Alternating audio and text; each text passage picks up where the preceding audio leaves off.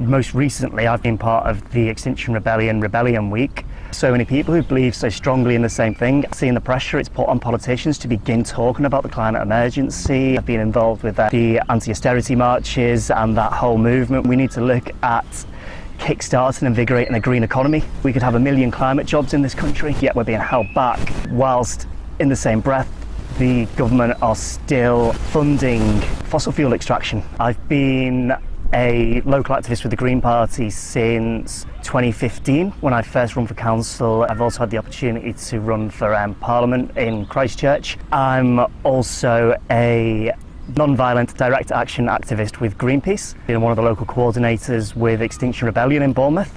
The reason that I've chosen to stand for council is we need people where decisions are getting made and passed through the system without anyone being able to actually check on them. We've got like 40% of the votes were Conservative, so that's 60% of people who aren't being fairly represented, and I believe all of those people deserve to be represented, and that's why I've put myself in this position and want to be able to give everyone in the conurbation a voice.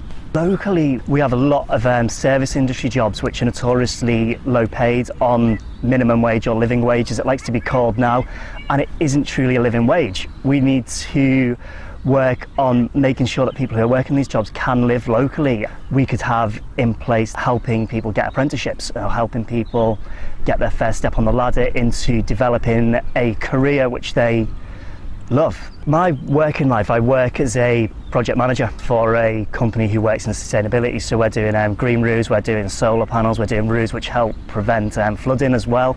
At the recent Extinction Rebellion event in London, I was arrested. I like to try and live my life with the same things which I talk about. I believe that you can't just sit there and talk about something, you actually have to do it. You have to be a part of what you're talking about, and that's the way I live my life.